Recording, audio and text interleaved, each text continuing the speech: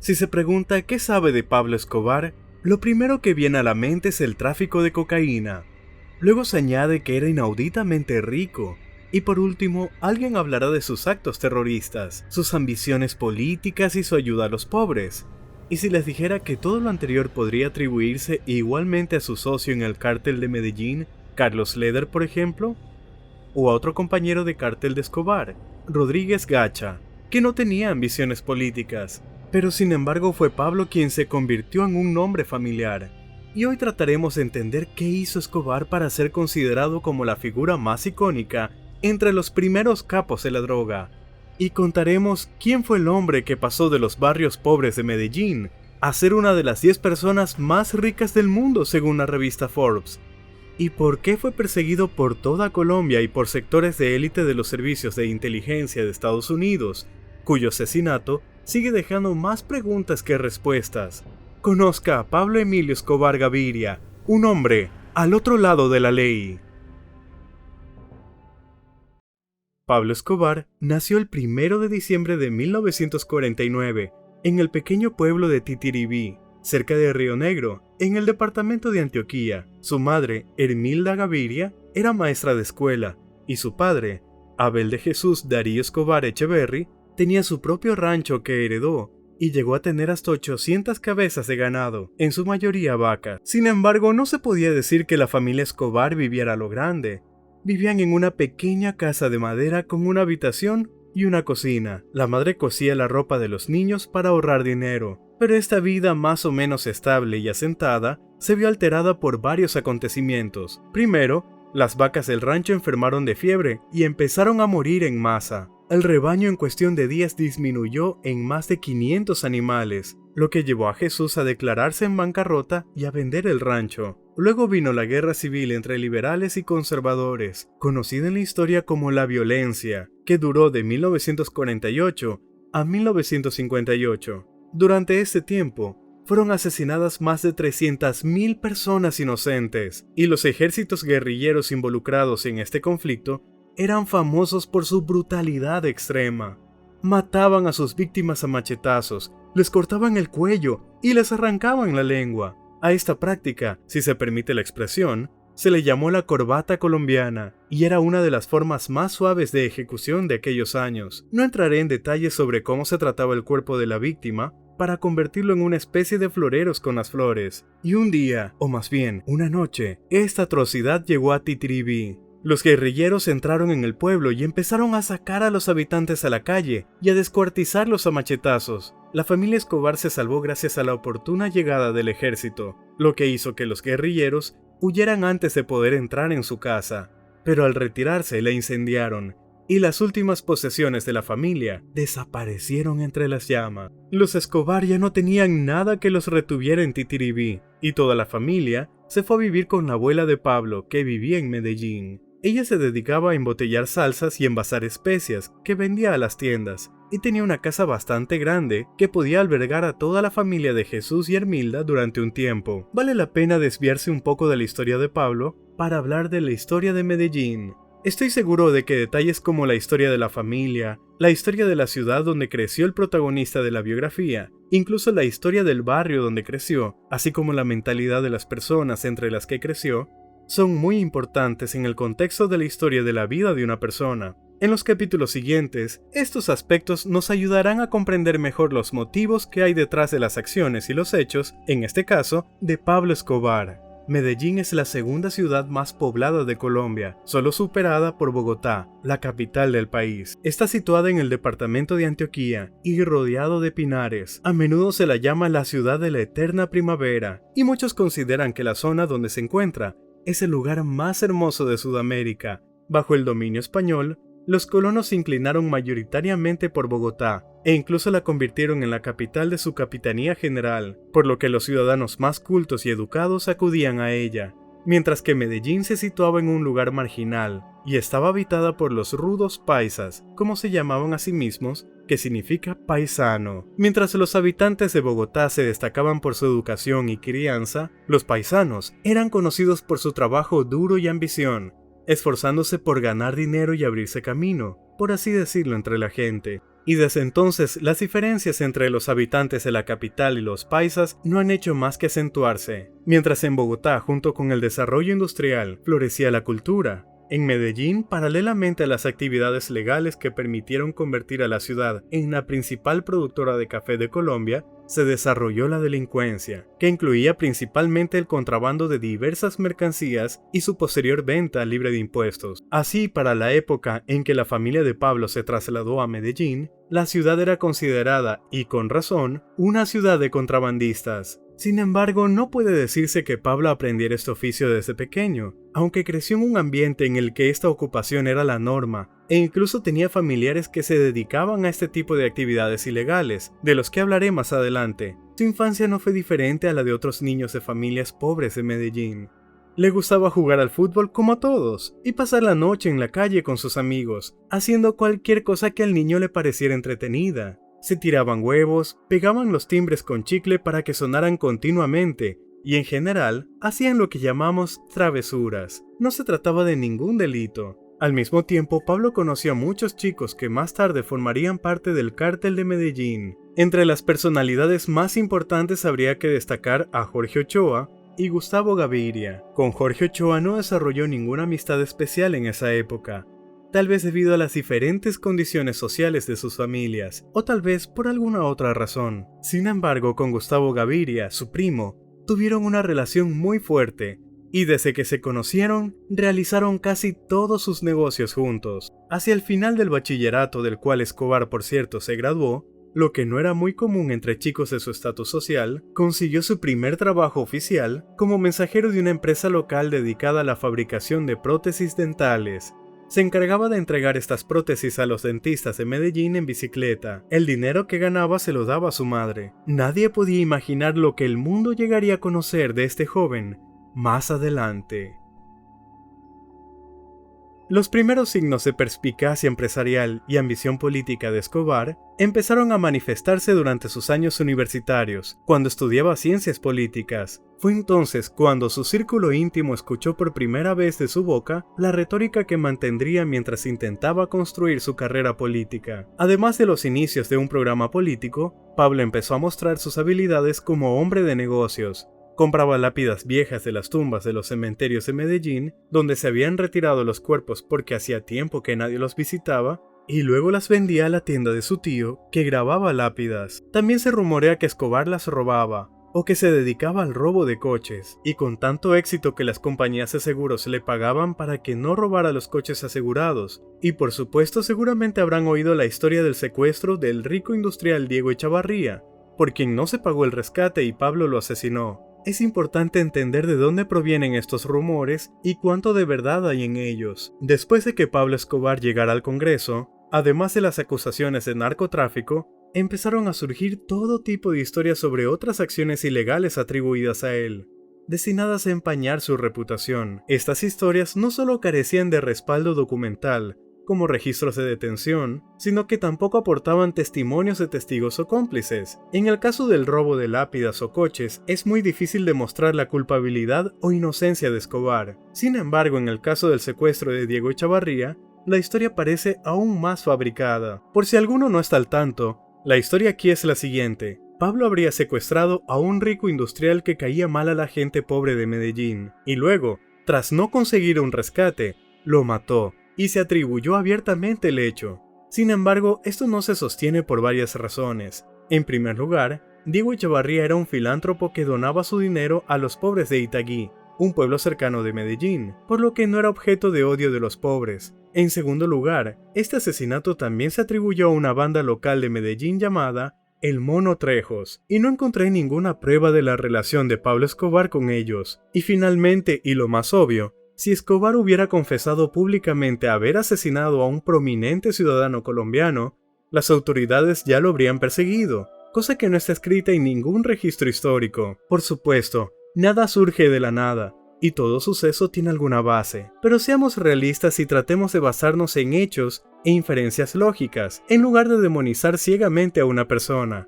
Por ejemplo, Hitler no empezó a perseguir judíos de inmediato. sino que primero trató de convertirse en artista. Lo mismo puede aplicarse en el caso de Pablo Escobar, un joven que se graduó de la escuela secundaria en un entorno social donde no todos lo lograban, y que luego fue a la universidad, y de repente de la nada comienza a secuestrar y asesinar personas. No suena particularmente plausible, ¿no le parece? Pablo se involucró en el crimen de una manera muy diferente y por razones muy distintas. Su pequeño negocio de venta de lápidas no le proporcionaba suficiente dinero para seguir pagando la matrícula, así que tuvo que dejar la universidad.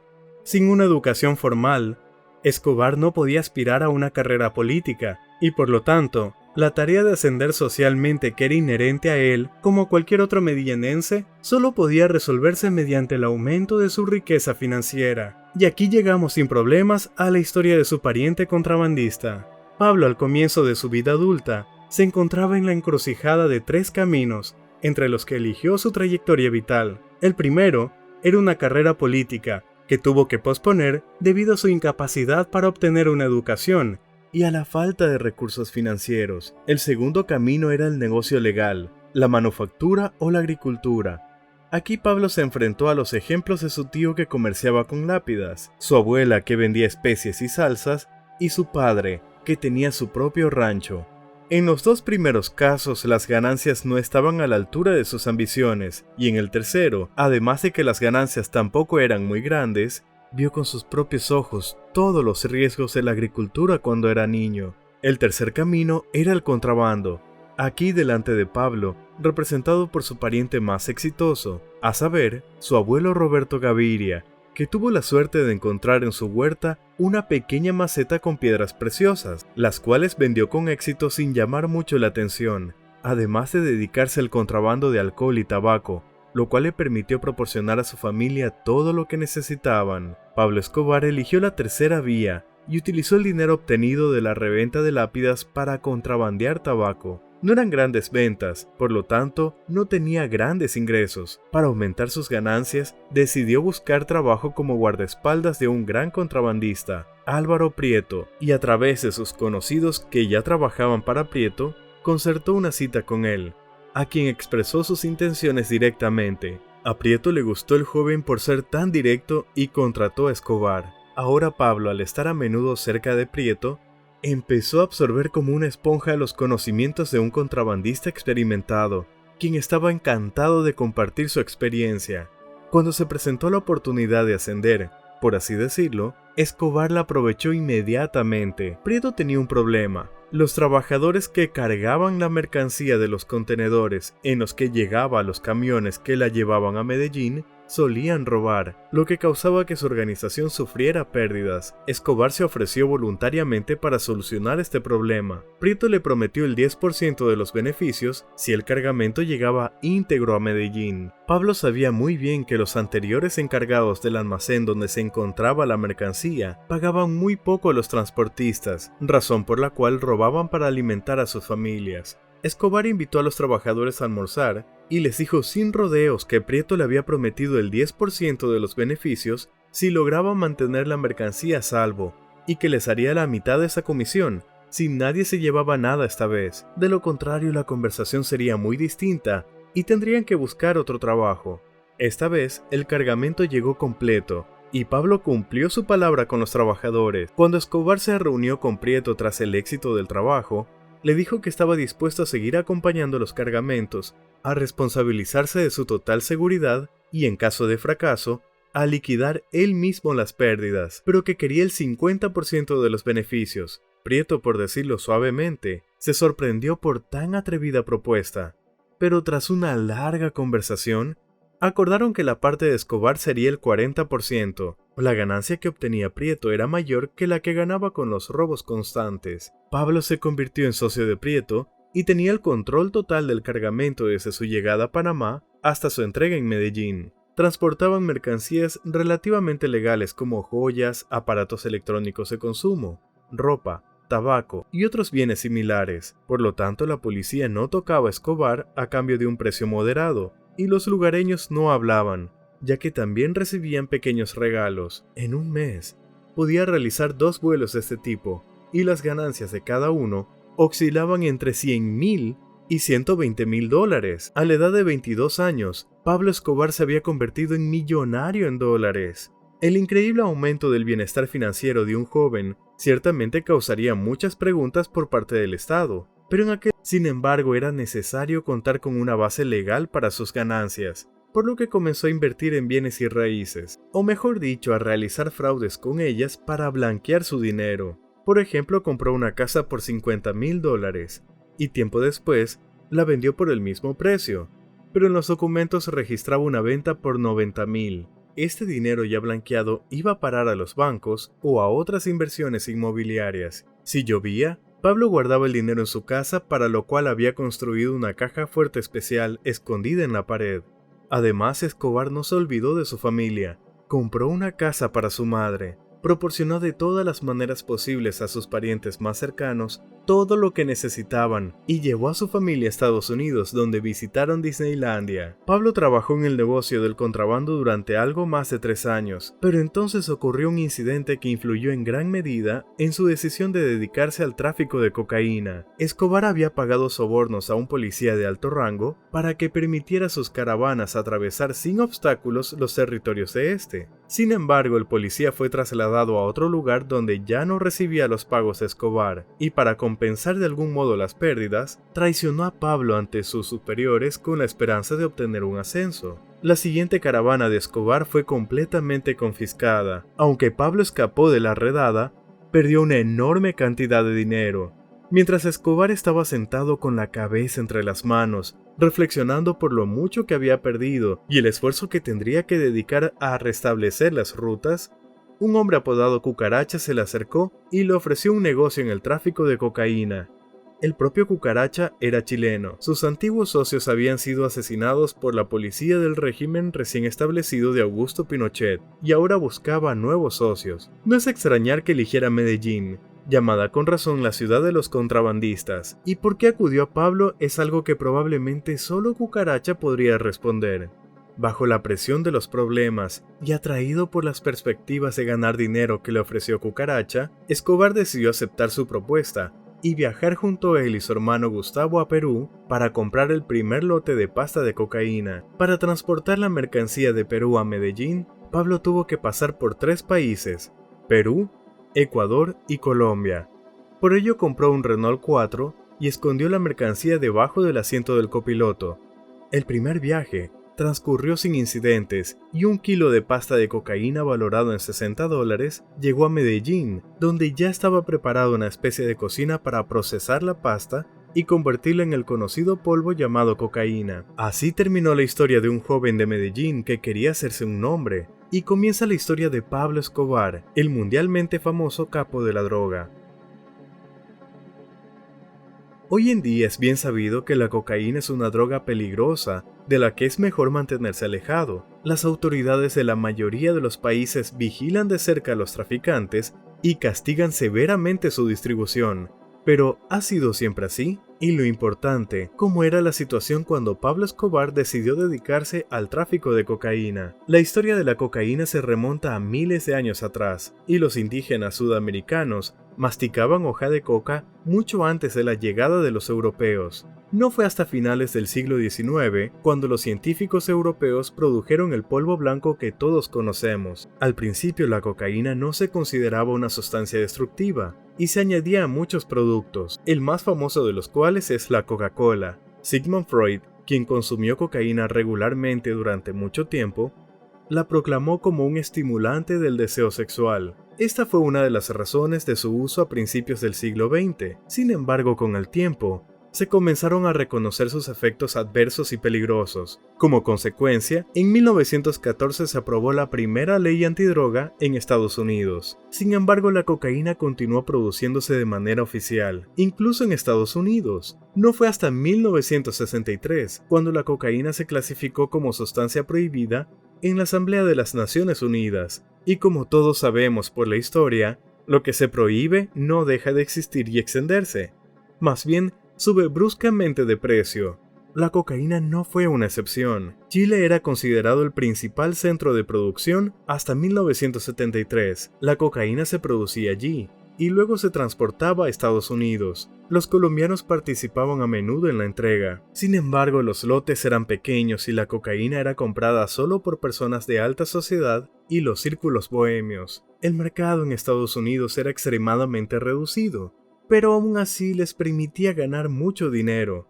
Además, en aquella época, la DEA apenas se ocupaba de la cocaína y no la consideraba un problema. Su principal preocupación era la importación y distribución de marihuana. Como resultado, cuando Pablo Escobar entró en el negocio de la cocaína, la primera oleada de fiebre cocainómana ya se había olvidado, y las autoridades no temían su distribución y la consideraban una droga de clase alta. Pablo pensó en la oportunidad de expandir este mercado en Estados Unidos.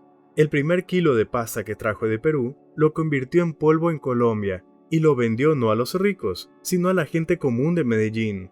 Y la gente volvía a él una y otra vez para comprar más. Entonces, ¿por qué lo que funcionaba en Colombia no podría funcionar en Estados Unidos? No era que la demanda fuera baja en Estados Unidos, sino que la oferta, es decir, la importación del producto era tan pequeña que la cocaína simplemente no llegaba a la clase media o baja. Lo único que quedaba por hacer era averiguar cómo importar más cocaína a Estados Unidos. Al principio Pablo conducía su Renault hasta Medellín para llevar pasta de cocaína y convertirla en polvo, y luego un hombre llamado Leo llevaba la cocaína en un bolsillo oculto de su chaqueta hasta Miami y traía el dinero en efectivo de vuelta a Colombia.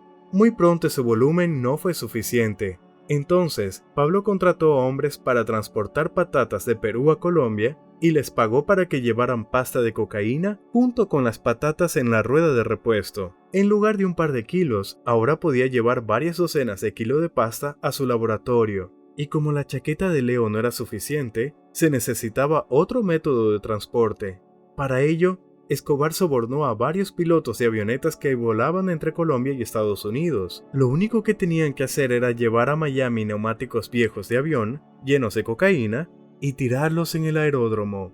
Después, los neumáticos se llevaban con el resto de la basura a un vertedero, y el hombre de Escobar que vigilaba el camión de la basura los recogía. Un neumático de este tipo podía contener hasta 40 kilos de mercancía, y en un avión cabían entre 3 y 4 neumáticos. El aumento del volumen de pasta que introducía también suponía un riesgo de detección de su laboratorio, situado en una zona residencial de Medellín, así que Pablo lo trasladó a la selva. En el primer año de trabajo con cocaína, Escobar ganó varias veces más que en 3 años de contrabando. Se compró un buen coche y una casa en un barrio exclusivo de Medellín, pagó a la policía y estaba seguro de que la vida iba en ascenso. Pero entonces se produjo un acontecimiento que jugaría un papel muy importante en la historia de Escobar, pero que en ese momento ni siquiera podía imaginar en lo mucho que afectaría profundamente su destino. Un hombre llamado Gavilán trabajaba para Pablo como conductor, llevaba las patatas en los camiones donde se escondía la mercancía de Escobar.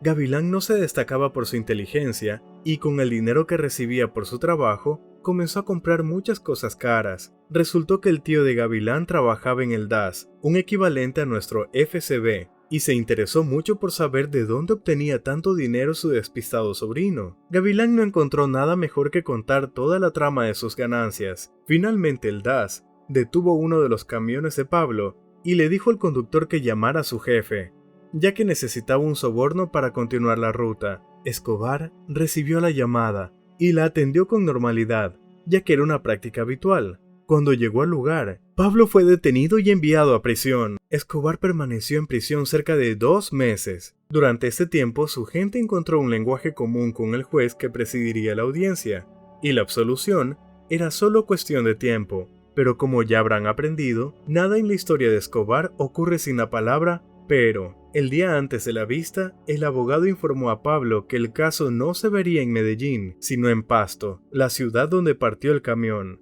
Esto se agravó por el hecho de que la sentencia la dictaría un tribunal militar, a la que era muy difícil sobornar, sobre todo en una ciudad donde tenía pocos conocidos. Pablo sobornó a los guardias y escapó de la cárcel la misma noche en que se enteró. De algún modo, y con una gran suma de dinero, logró encontrar a personas que conocían otras personas, que a su vez conocían a otras personas que conocían a otras personas que podían ayudarle. Finalmente, el Consejo de Guerra se convirtió en un tribunal ordinario y el juez fue sobornado. La fuga se resolvió con un historial médico falso y un soborno al director de la prisión. Toda la culpa fue asumida por el camionero, quien recibió una generosa compensación por ello, y Escobar fue completamente absuelto. Aproximadamente un mes después del juicio, Pablo recibió otro golpe que también le afectaría en el futuro.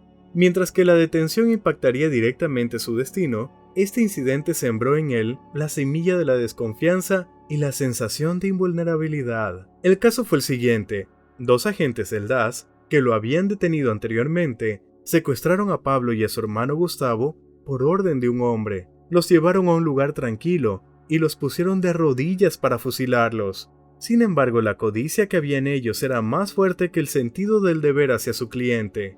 Escobar ofreció más dinero del que habían prometido por su muerte. Mientras Gustavo iba a conseguir la suma necesaria, Pablo, por un precio adicional, se enteró también del nombre de quien había ordenado su muerte, nada menos que Cucaracha, el hombre que había metido a Escobar en el negocio. A Cucaracha le parecía que Pablo se estaba haciendo cargo del negocio y lo quería fuera de él. Escobar, acostumbrado a un trato justo en el negocio del contrabando, no podía entender por qué un hombre que estaba bien pagado y bajo su protección decidía hacerle esto. Pero esto ya no era contrabando, era el negocio de la cocaína. Y este caso mostró claramente a Pablo las reglas del juego. Poco después, mató tanto a Cucaracho como a los 2 agentes del DAS que lo habían secuestrado. Así se ampliaron los límites de la permisible y se puso en marcha la transformación de Pablo Escobar, que pasó de ser un hábil hombre de negocios a un sanguinario capo de la droga. Se avecinaba el ascenso meteórico y la edad de oro del cártel de Medellín, y de Pablo Escobar en particular.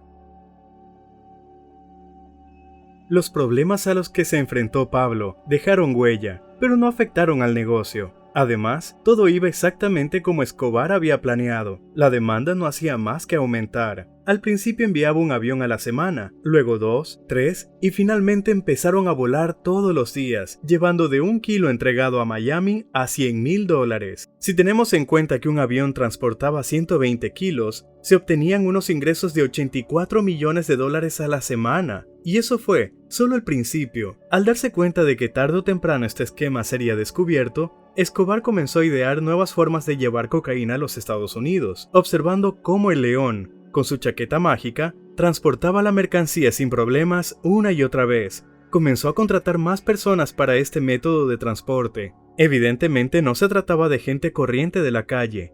Tenían que ser conocidos del propio Pablo o alguien de la organización debía responder por ellos. Estos correos o mulas, como se les llamaba, transportaban la cocaína de diversas formas. Algunos la entregaban en una maleta de doble fondo, otros viajaban con zapatos con una bolsa de cocaína cosida a la suela, otros se tragaban los paquetes y los llevaban en el estómago. Incluso contrataba discapacitados. Los usuarios de sillas de ruedas se sentaban sobre una bolsa de coca y los ciegos la llevaban dentro de sus bastones. Al principio las mulas volaban cada 2 días, luego todos los días, después varias veces al día, y finalmente, las organizaciones de Pablo las enviaban cada vez que podían, sin preocuparse ya de ser descubiertas. La DEA seguía más preocupada por la marihuana que por la cocaína. Mientras tanto, delante de sus narices, decenas de personas volaban todos los días a Estados Unidos con cocaína y luego regresaban a Colombia con fajos de billetes. En un vuelo, un correo se llevaba $1,000 y los billetes pagados, y Pablo Escobar entre $100,000 y $500,000. Además de las mulas con maletas, también volaban a Estados Unidos solo con maletas llenas de cocaína. Pablo sobornó a los trabajadores del aeropuerto para colocar las maletas con la mercancía en el vuelo, y a su llegada a Miami,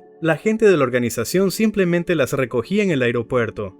Obviamente los rumores de que aquel veinteañero ganaba $84 millones a la semana empezaron a extenderse por Colombia a gran velocidad. Nadie había considerado que la cocaína tuviera tanta demanda en Estados Unidos. Para los colombianos y para los medillenenses en particular, el descubrimiento fue una especie de revelación. Al igual que Robert Henderson y George Carmack, quienes encontraron oro en Alaska y obligaron a cientos de personas a venir a esta tierra inhóspita con la esperanza de enriquecerse rápidamente, Pablo Escobar fue el descubridor no de una mina de oro, sino de una operación de contrabando de cocaína a gran escala, incluso diría que industrial, que con menos esfuerzo que una mina de oro, reportaba ingresos muchos mayores y, lo que es más importante, estables. Comenzó una auténtica fiebre de la cocaína y cientos, si no miles de personas de toda Colombia querían hacerse con su parte del pastel de la droga. Al principio se trataba de inversiones en efectivo en el negocio de Escobar. La gente llevaba dinero a Pablo y al cabo de un tiempo recibían de 1.5 a 2 veces más. Luego, cada vez más personas empezaron a participar en la producción de cocaína o en su transporte a los Estados Unidos. Como en cualquier negocio, algunas personas tuvieron más éxito que otras. Poco a poco esta diferencia empezó a ampliarse y surgieron líderes indiscutibles que controlaban la mayor parte del mercado.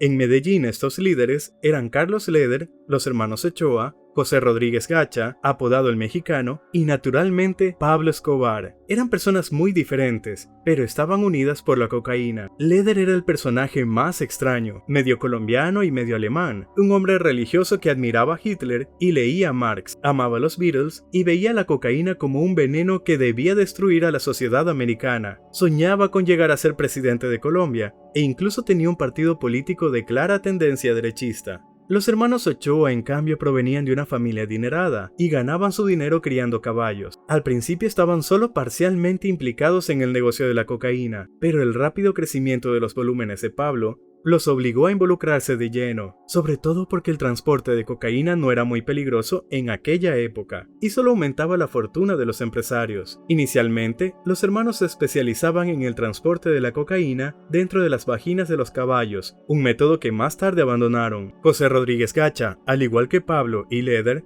provenía de una familia pobre, que en la época de la fiebre de la cocaína logró acumular un buen capital en el negocio de las esmeraldas y se hizo famoso por su crueldad, tanto con sus competidores como con sus socios, matando a su paso a todos aquellos que interferían en el aumento de su riqueza. Este era el cuarteto que encabezaba la organización que más tarde se llamaría el Cártel de Medellín, pero sería un error decir que existía una junta directiva que daba las órdenes. Cada uno era líder de su propia organización, pero como la demanda en Estados Unidos era literalmente inagotable, no había competencia entre ellos. Toda la mercancía que enviaban se vendía.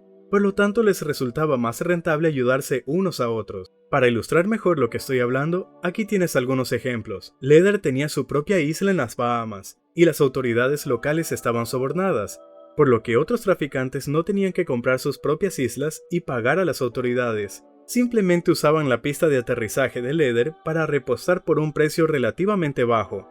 Gacha había establecido rutas a través de México, y para no hacer una nueva ruta para cada individuo, todos usaban las rutas del Mexicano, pagándole un porcentaje de los beneficios. Y por supuesto todos utilizaban las rutas de Pablo, que también obtenía un porcentaje de los beneficios. Como fue el primero en entrar en este negocio, controlaba más rutas, tenía más gente y más dinero, lo que lo convertía informalmente en el líder de esta cooperativa de narcotraficantes. Los pequeños traficantes se dedicaban generalmente a la producción y enviaban sus cargamentos junto con los líderes del cártel, pagando un porcentaje de los beneficios y recibiendo algún tipo de seguro, que en caso de incautación o pérdida del cargamento, se les reembolsaban las pérdidas. El punto de inflexión que unió definitivamente al cártel de Medellín fue el secuestro de Marta, la hermana de los hermanos Ochoa, en 1981.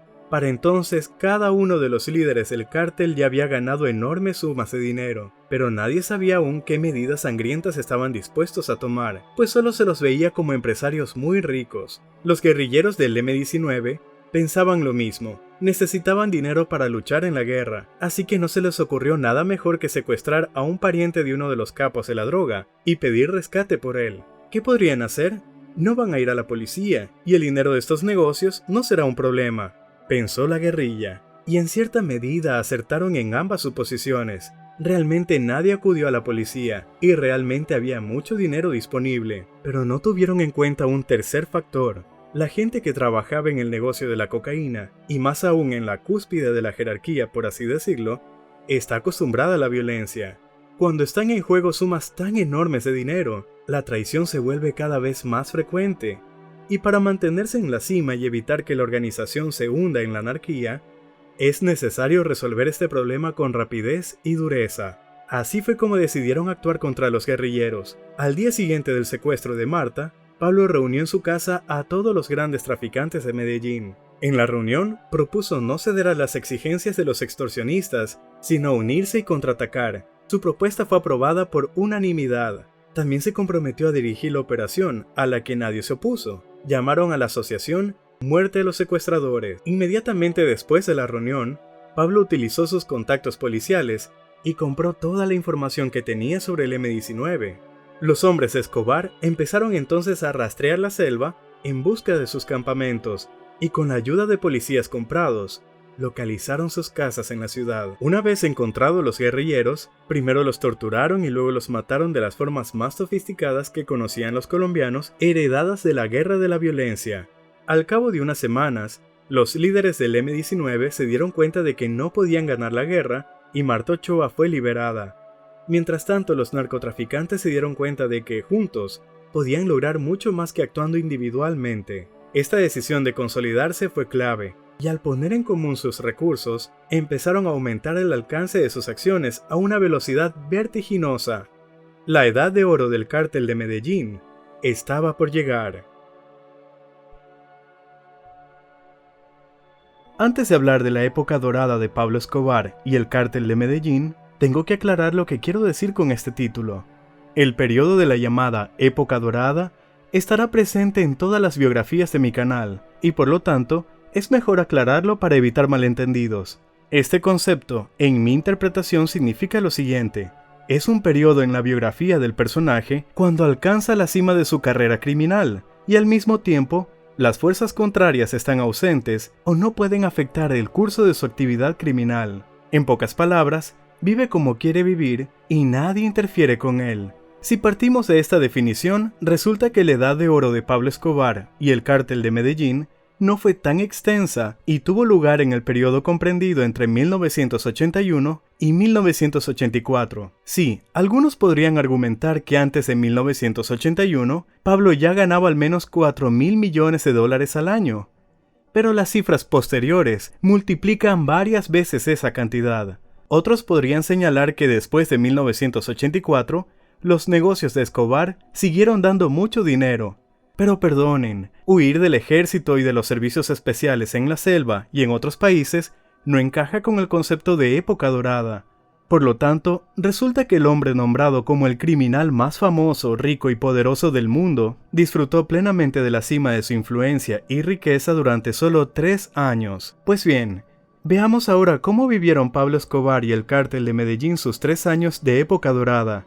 Empecemos por el hecho de que la producción de cocaína había crecido tanto para entonces que los narcotraficantes empezaron a construir laboratorios que parecían más bien pequeñas ciudades. Y no es una comparación figurada. Los trabajadores que iban a trabajar a esos laboratorios no tenían contacto con el mundo exterior y estaban todo el tiempo en la selva. Cerca de cada laboratorio de este tipo, además de las instalaciones para la producción y el envasado de la cocaína, había pequeñas casas para alojarse. También se construyó una cantina, un centro médico e incluso una escuela improvisada con profesores de verdad, ya que a menudo familias enteras con niños iban a trabajar allí. Una de estas ciudades improvisadas podía albergar entre 100 y 200 personas que trabajaban para el cártel y podía producir entre 10 y 20 toneladas de cocaína al mes. Cuando más tarde en los servicios especiales llevaron a cabo una redada en el laboratorio llamado Tranquinlandia y confiscaron otros 14 campamentos cercanos, las autoridades calcularon que esos laboratorios incautados generaron unos ingresos netos de 12.000 millones de dólares durante los 2 años de su existencia. Es importante señalar que estos 14 laboratorios no eran los únicos en Colombia. Habían muchos más en funcionamiento en ese momento. Los espectadores especialmente atentos después de estas cifras pueden reprocharme. Digamos, ¿cómo es posible que Escobar ganara 4.000 millones al año con su único laboratorio? Y aquí resulta que con 14 laboratorios se obtuvieron solo 6.000 millones. Aquí no hay incoherencias. En primer lugar, cuanto más producto movía, más gente tenía que pagar. La cantidad de cocaína transportada en un vuelo en aquellos años tenía que ser al menos de 300 kilos. De lo contrario, la organización sufría pérdidas. Y en segundo lugar, el mercado de la cocaína también vive y funciona según las leyes de la oferta y la demanda. Al principio Pablo recibía $100.000 por kilo, Y luego, cuando la oferta empezó a crecer a pasos agigantados, el precio empezó a bajar y para 1981, un kilo de cocaína en Miami costaba $42,000. Y para principios de 1984, el costo por kilo era de $14,000. Y de nuevo, alguien podría argumentar sobre lo que dije antes, que la demanda era inagotable, y realmente era inagotable. Pero hay que tener en cuenta el poder adquisitivo de los diferentes grupos sociales. La cocaína podía venderse por $100,000 para la élite. Luego, tarde o temprano, los representantes de esta clase se agotaban, y para vender la cantidad cada vez mayor del producto, era necesario reducir los precios para que estuviera disponible primero para la clase media y luego para la clase baja, lo que llevó a una caída del precio a $14,000. Sin embargo, la bajada de precios no fue el único problema derivado del aumento de la producción. Ahora no había suficientes neumáticos de repuesto para los aviones y los mensajeros volaban de un lado a otro sin descanso, lo que llevó a la necesidad de inventar nuevas formas de transporte. Escobar era muy ingenioso y se las ingeniaba para meter la cocaína donde fuera. Por ejemplo, compraba televisores baratos en Panamá, le sacaba todos los cables y piezas, los rellenaba con cocaína del mismo peso que había sacado y los enviaba en un avión de carga regular a Estados Unidos. Un televisor de este tipo podía contener unos 40 kilos. El método funcionó y Pablo decidió aprovechar el éxito. Compró grandes transformadores eléctricos industriales, cada uno de los cuales pesaba unas 3.5 toneladas, e hizo con ellos lo mismo que con los televisores. A su llegada a Estados Unidos, retiraba la cocaína y devolvía los transformadores alegando que no funcionaban. Para desgracia de Escobar, su plan se vio truncado cuando en un vuelo siguiente, los trabajadores que llenaban los transformadores fueron sorprendidos infraganti. Entonces Pablo encontró otra forma de transporte. Transportaba cocaína de Colombia a Perú y la cargaba en cajas de pescado seco. Una de las principales exportaciones de los peruanos que se enviaban a Estados Unidos en grandes cargueros. En uno de esos viajes podían transportarse hasta 23 toneladas de coca, pero ni siquiera eso era suficiente, así que Escobar contrató a químicos. Uno de los primeros resultados obtenidos fue la capacidad de cambiar el color de la cocaína, y Pablo empezó a mezclarla con cacao que se enviaba desde Ecuador a Estados Unidos. Luego los químicos aprendieron a crear cocaína líquida que se mezclaba con todo, desde el caro vino chileno hasta la cerveza más barata y los refrescos que se enviaban de Latinoamérica a Estados Unidos. La cocaína líquida también se utilizaba para empapar cosas, desde ropa hasta madera, y el logro supremo de los químicos de Escobar fue la capacidad de poner cocaína en plástico. Así, miles de productos plásticos empezaron a llegar a Estados Unidos con cocaína en su interior que no podía ser detectada por ningún perro de la DEA. A su llegada, ya fuera que la cocaína estaba descolorida, mezclada con cacao líquida, o añadida líquidamente en una bebida o combinada con plástico, con la ayuda de otros químicos, se volvía su forma comercializable de polvo blanco. Pero por muy buenos y sofisticados que fueran los nuevos métodos de transporte, lo principal seguía siendo el avión. Para entonces, Escobar había abandonado el viejo esquema de los neumáticos y decidió que su propia flota de aviones sería más práctica. Todo empezó con un pequeño aeroplano de tipo Piper Cub y 6 helicópteros, de los cuales los más grandes eran los aviones de carga DC-3 y DC-6. Cada uno de estos aviones podía transportar hasta 1,000 pasajeros y hasta 1.5 toneladas, sin contar los DC, cuya capacidad de carga útil era aún mayor. Pablo no se olvidó de sí mismo y compró un avión Learjet para vuelos personales. Las rutas de vuelo de Escobar pasaban o por Panamá o por Jamaica, o por la isla del Eder en las Bahamas. Posteriormente, debido a problemas con las rutas de transporte mencionadas anteriormente, se añadió otra ruta a México, donde Pablo Escobar llegó a un acuerdo con el líder del cártel de Guadalajara, Félix Gallardo. Los colombianos llevarían la cocaína a México, y los mexicanos utilizarían sus propios canales para transportarla a Estados Unidos, recibiendo por ello un determinado porcentaje. La ruta favorita de Pablo en aquella época era a través de Panamá. Además de cocaína, volaba también oro, que Escobar compraba barato a los indios chocuanos de la zona. En Panamá, este oro se descargaba y se vendía a un precio más alto, y a la vuelta, el avión llevaba el dinero de la vuelta de cocaína junto con el dinero de la venta de oro, por lo que era difícil demostrar el origen del dinero en efectivo a bordo. En uno de esos aviones, como he dicho antes, además de los bienes de Escobar, había bienes de otros narcotraficantes. La cocaína de Pablo ocupaba al menos el 50% del volumen total en cada vuelo, pero la parte restante podía estar distribuida por 2, 5 o incluso más narcotraficantes. Esto significaba que había que distinguir la cocaína de cada traficante de la de los demás. Para ello, cada vuelo tenía su propio sistema de claves con las que los traficantes marcaban su mercancía. El piloto que transportaba la carga llevaba consigo, por así decirlo, una hoja de descifrado, según la cual, a la llegada, la cocaína se distribuía entre los representantes de los traficantes en América. Y ya que estoy contando aquí las formas de transporte de cocaína que utilizaba Pablo Escobar, sería un pecado no mencionar, en mi opinión, la forma más inusual y extraordinaria que probablemente incluso superaba la mezcla de coca con plástico. Y creo que mucha gente ya lo ha adivinado. Sí, los submarinos de Escobar no son leyenda, mito o ficción. Inspirado por las películas de James Bond, Pablo decidió que su organización también debía tener sus propios submarinos. Y como comprar un submarino fuera de servicio en el mercado negro llamaría demasiado la atención, se decidió construir los submarinos ellos mismos.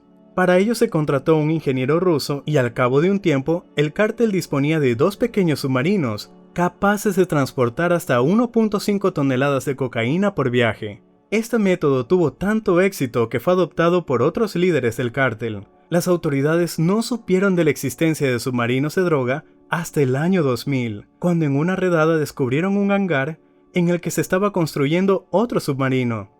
No fue hasta 2007 que se descubrió un submarino de este tipo mientras transportaba mercancías. Naturalmente, los métodos de transporte no se limitaban a lo que he mencionado. Esto no era más que la punta del iceberg, y llevaría más de un par de docenas de minutos enumerar la lista completa. Sin embargo, pasaremos a otro tema igualmente interesante, a saber cuánto y quién pagó a Pablo Escobar para que hiciera la vista gorda ante sus oscuras hazañas. Pablo Escobar no escatimaba en gastos. No había ningún problema en contratar a alguien para ayudar con el transporte. No importaba quién fuera la persona. Pablo podía ofrecer tanto dinero como fuera necesario. Por ejemplo, los gestores de los aeropuertos de Colombia, por los que pasaban los aviones con la mercancía, recibían $500,000 a la semana. Los mensajeros ordinarios recibían miles de dólares por vuelo, y los pilotos de avión, $1,000 por cada kilo que transportaban. Pero esas sumas eran insignificantes, porque los mayores sobornos se pagaban a las autoridades de los países donde Pablo construía laboratorios o transportaba mercancías a través de sus territorios: Perú, Ecuador, Panamá, Nicaragua, Jamaica, Haití. En cada uno de estos países había gente dispuesta a garantizar la seguridad de los negocios de Escobar. Por ejemplo, en Haití, un general recibía $200,000 por cada avión que aterrizaba en su país. En Perú, el jefe de la inteligencia peruana, Vladimir Montesinos, cobraba $300 por cada kilogramo de cocaína que pasaba por su país, sumando aproximadamente unos 100,000 por vuelo. El general panameño Manuel Noriega fue el que más recibió.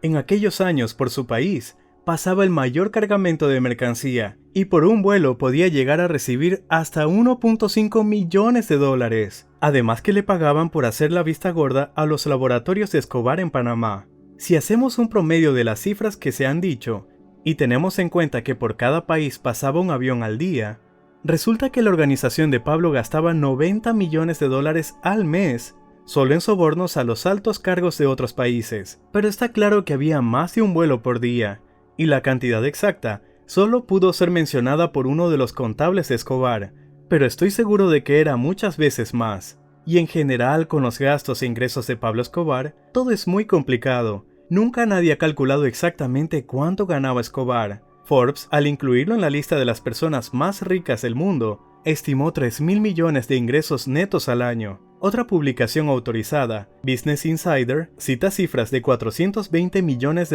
a la semana, lo que con un cálculo simple se convierte en 20,000 millones al año. La principal dificultad de estos cálculos es que los negocios de Escobar a lo largo de su vida estuvieron en la sombra. y todas las cifras sobre los supuestos volúmenes de cocaína importada se basaban en exitosas redadas de las autoridades en laboratorios de la selva y en cargamentos de coca incautados durante su transporte a Estados Unidos. La cifra media obtenida a través de tales fuentes, que la mayoría de la gente utiliza para calcular los ingresos de Escobar, equivale a 15 toneladas diarias. Intentemos calcular los ingresos de Pablo Escobar.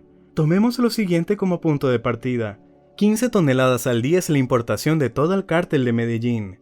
Se calcula que la parte de Pablo está entre el 40% y el 50%. Tomemos el mínimo y obtengamos 6 toneladas al día. También tomemos el costo mínimo de la cocaína por kilogramo según la DEA en el periodo de 1981 a 1984, que equivale a $14,000. Multipliquemos 6 toneladas por 14,000 y obtendremos $84 millones diarios. Si a eso le restamos el 50% para sobornos, sueldos de empleados, pérdidas imprevistas y demás, obtenemos 42 millones al día.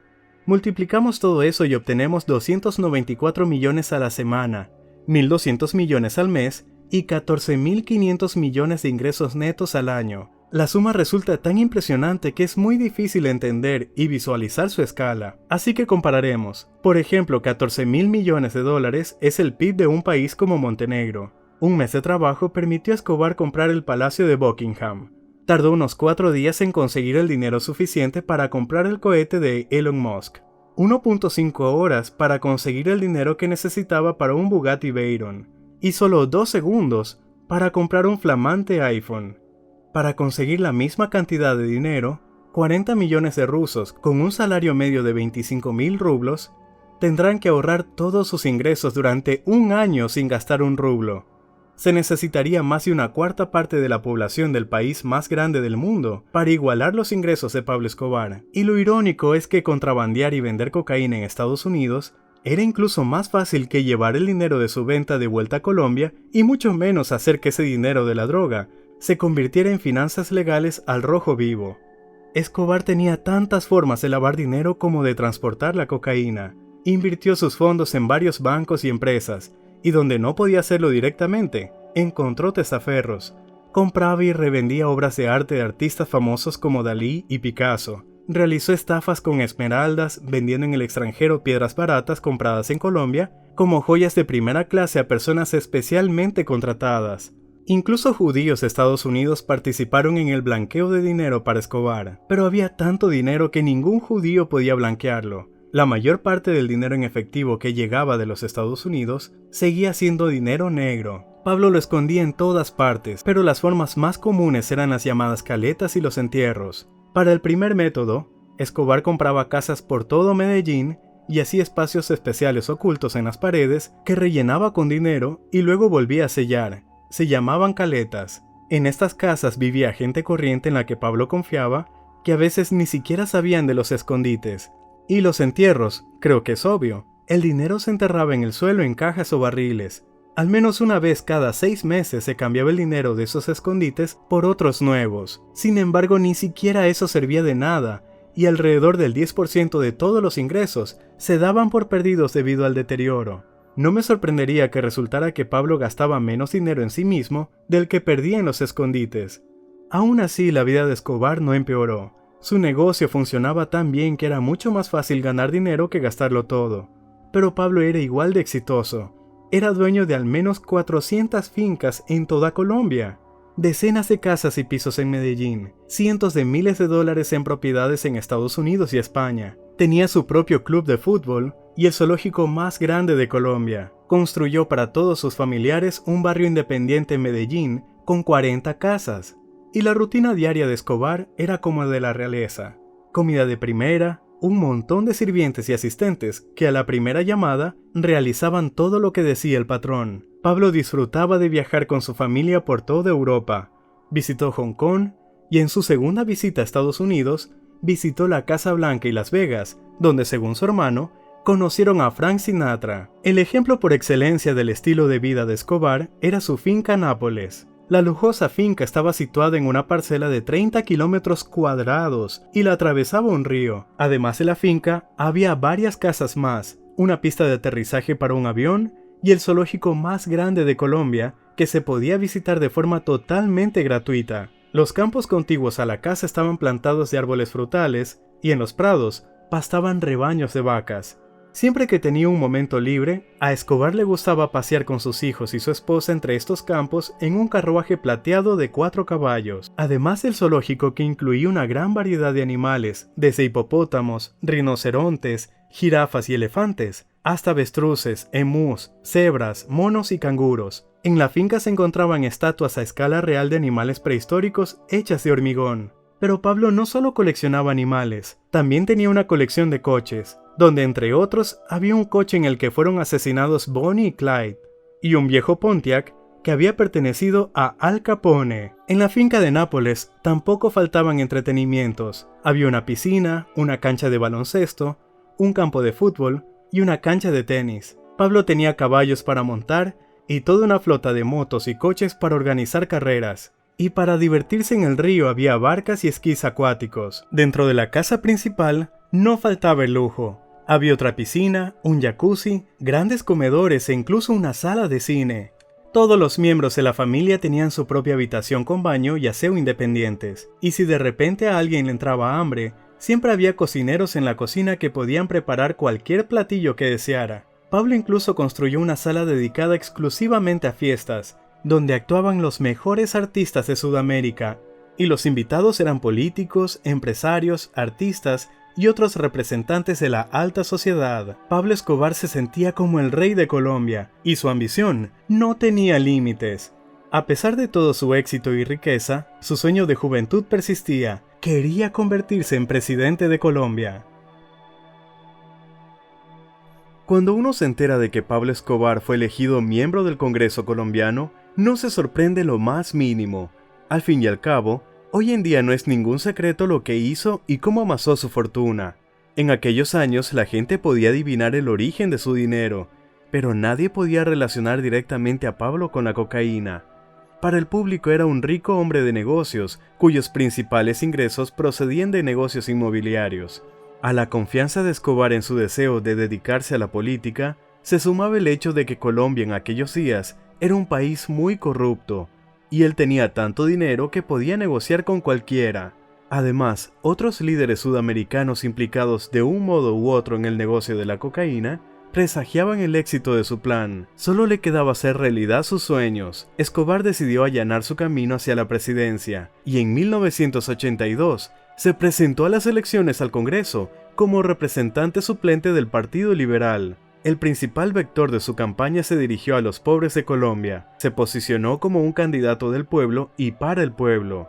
Y aquí vale la pena prestar atención. Al contar la historia de Escobar, varios autores suelen evitar este aspecto de su vida, mencionando de pasada que construyó casas para los pobres y les ayudó de alguna manera, lo cual en mi opinión es erróneo porque, debido a la insuficiente divulgación de este tema, no se entiende del todo por qué la gente pobre de Medellín seguiría apoyándole a pesar de todas las cosas negativas que hará en el futuro. Después de todo, es extremadamente extraño que la gente quiera a un terrorista por el hecho de que construyera viviendas gratis y unos campos de fútbol.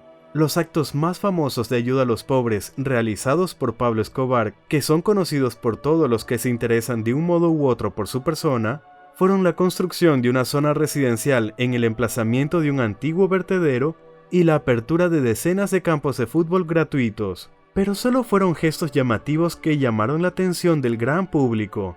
Sin embargo, como todos sabemos, la verdadera actitud no está en los grandes gestos, sino en los pequeños detalles y hechos. Y estos pequeños hechos de Escobar no eran tan conocidos. Por ejemplo, creó su propio sistema de bienestar social. La gente que se quedaba sin trabajo podía ir a una oficina especial y dejar una solicitud. Una vez aceptada, Pablo se hacía cargo de sus gastos durante un par de meses, y sus hombres empezaban a buscarles trabajo. La única condición era que la persona tenía que trabajar al menos un año en el lugar que encontrara. Otro acto notable fue cuando Pablo compró una casa grande en el centro de Medellín, y sus hombres llevaban allí cada semana a gente pobre de los suburbios para que recibieran atención médica gratuita, ropa y una pequeña cantidad de dinero. Escobar tenía incluso una persona dedicada exclusivamente a comprobar si las personas que pedían dinero realmente padecían de cáncer, sida o alguna otra enfermedad grave. Si no mentían, Pablo pagaba su tratamiento. También pagaba los estudios universitarios de los jóvenes que acudían a él con esa solicitud. La madre de Pablo, antigua maestra, le ayudaba en estas tareas y viajaba por todo el país donando dinero para construir escuelas y comprar material y artículos de papelería. Tras las inundaciones que no son infrecuentes en Colombia, la gente de Escobar primero abastecía a la población de todos los artículos de primera necesidad y luego ayudaba con la compra de materiales de construcción para reconstruir las casas destruidas. Pablo Escobar construyó hospitales, carreteras donde antes no las había, proporcionó medicinas y cobijó gratis a los sin techo, trabajo a los desempleados y educación a los que no podían permitírsela. Para la gente pobre no era solamente un hombre que construyó campos de fútbol y 400 casas, era casi un ángel de la guarda que hacía buenas obras donde quiera que pudiera. No es de extrañar que en el futuro le perdonaran todas sus terribles acciones. Mientras tanto, Pablo Escobar hacía campaña. Tenía un programa de radio llamado Los Derechos Civiles Toman el Poder, en el que contaba a toda Colombia su programa social llamado Medellín sin tugurios, y su principal truco era hablar en público, donde literalmente enamoraba a sus oyentes con sus discursos, y después del discurso, la gente de Escobar abría maletas con dinero y las repartía entre todos los asistentes. Pero no los discursos y el dinero distinguían favorablemente a Pablo entre otros candidatos, sino los hechos. Si prometía algo en su discurso o en la radio, en un par de días su gente ya había empezado a cumplir su promesa. Por eso no es extrañar que Pablo Escobar fuera finalmente elegido diputado. Escobar permaneció como congresista alrededor de un año. Asistió a la toma de posesión del presidente del gobierno de España. Votó y habló en las reuniones, además de convencer al Congreso de que en ningún caso debía aprobar la ley de extradición.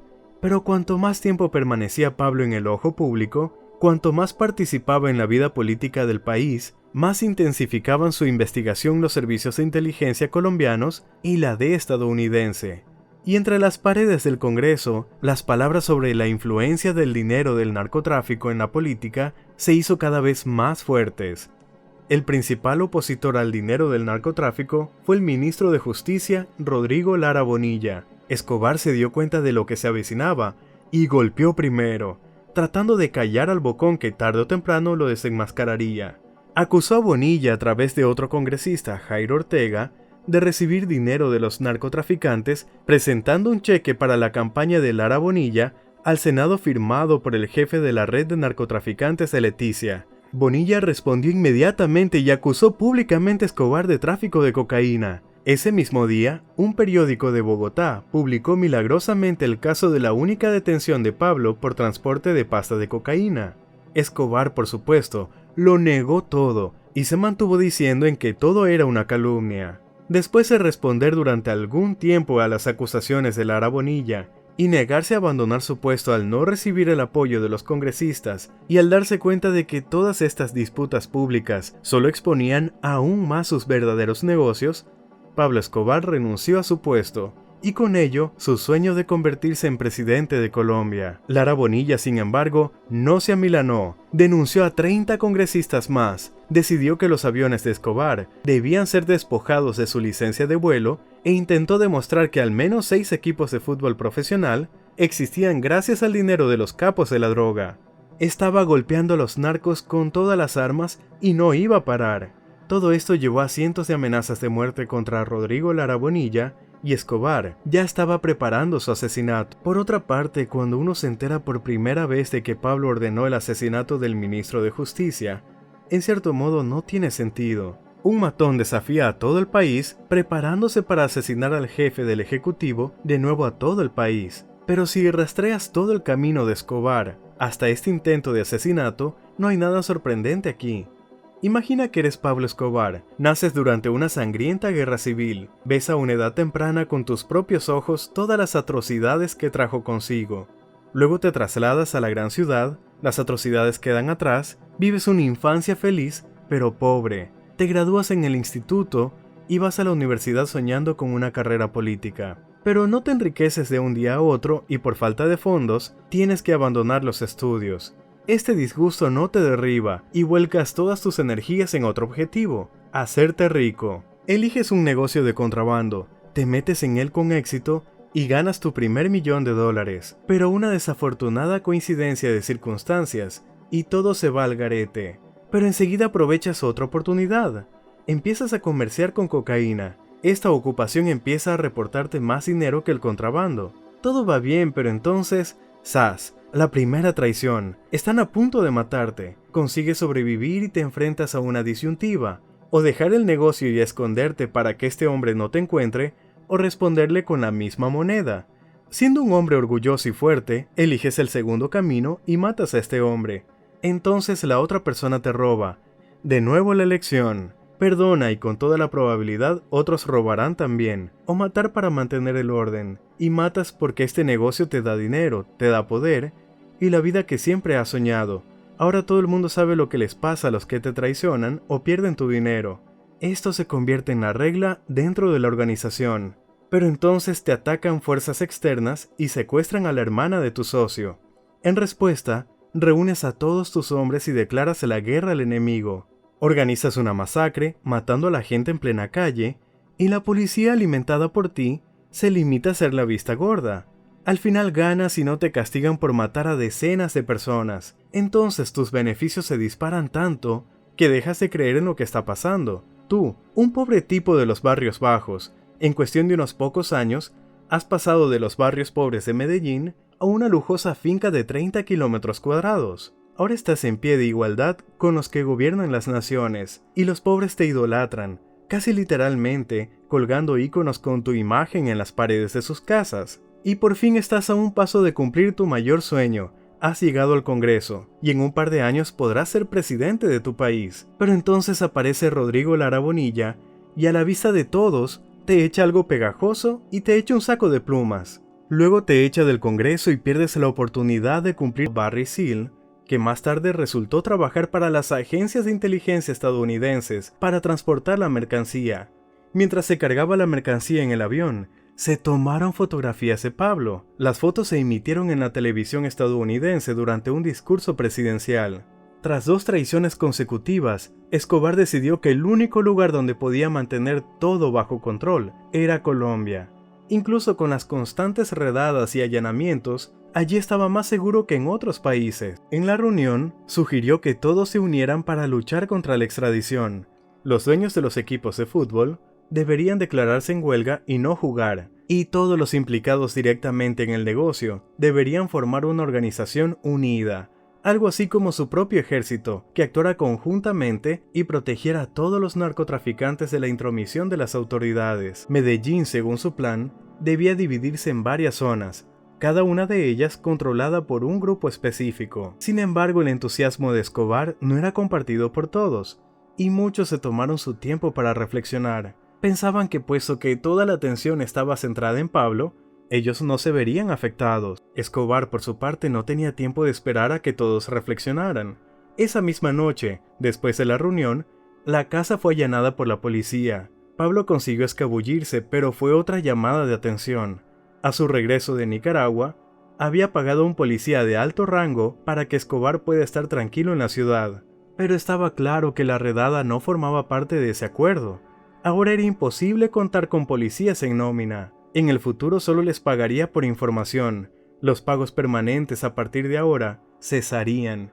Y él, junto con quienes lo apoyaban, comenzó a formar su propio servicio de seguridad y a idear formas de escapar y esconderse en caso de incursiones inesperadas. Como ahora era buscado por todos los policías de Colombia, era necesario idear una forma segura de desplazarse por Medellín. Para ello compraron varias docenas de taxis, en los que Pablo viajaba de un lugar a otro en el baúl para las incursiones sorpresa. Se hicieron escondites discretos en casas donde pudiera ocultarse si no podía escapar. Y lo más importante, ahora necesitaba de personas de confianza que fueran sus oídos, sus ojos, y protegieran su vida y su libertad 24/7. Contaba con un grupo de personas que lo vigilaban y mataban a quienes consideraban indeseables para el jefe. Se llamaban sicarios, provenían de barrios pobres de Medellín. Sus familias luchaban por conseguir dinero para comer y vestirse. Así que cuando los hombres de Escobar se acercaban a ellos y les decían que estaban dispuestos a pagarles bien por cumplir las órdenes de su jefe, aceptaban encantados. y aunque los sicarios solían ser una especie de policía del cártel que mataba a la gente que traicionaba los tratos, con el tiempo se convirtieron en algo más parecido a un ejército privado. Toda la gente estaba dividida en 4 partes, cada una con oficinas de sicarios. Estos eran bares, salas de billar y otros lugares donde los hombres solían congregarse. En estas oficinas estaban los equipos de asalto de Escobar, que incluían a chicos mayores. Los más jóvenes actuaban como ojos y oídos, estaban en las calles e informaban por radio de todos los movimientos de la policía. Escobar se tomó la introducción de la extradición como una declaración de guerra y extendió su red guerrillera por todo Medellín. Dejó claro abiertamente a las autoridades que prefería morir en Colombia antes de acabar en una prisión estadounidense. Una vez organizado su sistema de seguridad, Escobar decidió pasar a la ofensiva. Sus hombres empezaron a amenazar a cualquiera que pudiera influir en la cancelación de la extradición. Enviaron cartas, hicieron llamadas telefónicas, dispararon contra casas e intentaron por todos los medios conseguir la decisión necesaria a través del miedo. Cuando estas acciones fracasaron, Pablo decidió que la mejor forma de cancelar la extradición sería destruir todas las pruebas en su contra. La dificultad radicaba en que las pruebas no se encontraban en cualquier lugar, sino en el Palacio de Justicia colombiano. Para ello se puso en contacto con los líderes de la guerrilla del M-19, que tras el secuestro de Marta Ochoa y las escaramuzas con el cártel, ahora eran aliados de Escobar e incluso ayudaban a vigilar sus laboratorios en la selva. No se sabe exactamente cuánto se ofreció a los guerrilleros, pero fue suficiente para que aceptaran tomar el Palacio de Justicia y quemar todas las pruebas contra Escobar y el cártel. El 6 de noviembre, desde el momento de su apertura, el palacio empezó a llenarse de guerrilleros disfrazados de visitantes ordinarios, y hacia la hora del almuerzo llegó un grupo de asalto que irrumpió en el edificio y se apoderó de él, matando a los guardias. Llevaban consigo una gran variedad de armas, desde pistolas hasta ametralladoras. Los invasores eran tan numerosos que podían controlar todas las entradas y todos los pasillos. Además de los guerrilleros, había entre 250 y 300 rehenes en el palacio, incluidos miembros del Tribunal Supremo. La exigencia oficial de los invasores era que el presidente del país acudiera al edificio para negociar. Algunos autores afirman que esta exigencia se hizo para obligar a Betancourt a discutir abiertamente la anulación de la extradición. Pero sea como fuere, no hubo negociaciones, sino que los militares rodearon el edificio, incluso entraron tanques y aviones. Durante el primer día los soldados dirigieron un asedio, intentando ahuyentar a los invasores sin mucho derramamiento de sangre. Por la noche consiguieron entrar en el edificio, pero los guerrilleros no se rindieron. En cambio, prendieron fuego a los archivos que contenían pruebas contra el cártel y siguieron luchando contra los soldados. Las tropas no lograron recuperar el edificio hasta pasado el mediodía del día siguiente. 100 de personas murieron en los enfrentamientos, incluidos miembros de la Sala Constitucional y del Tribunal Supremo. Con esta acción, Pablo Escobar demostró a todo el mundo que no se detendría ante nada en su lucha contra la extradición, y si no estaban dispuestos a acceder pacíficamente a sus exigencias, él los obligaría a aceptar. Sabía muy bien que las guerras suelen terminar con acuerdos de paz y se lanzó a la batalla con toda su fuerza y recursos para que al final, en la mesa de negociaciones, él estuviera en una posición de ventaja, en la posición de quien dicta los términos del acuerdo.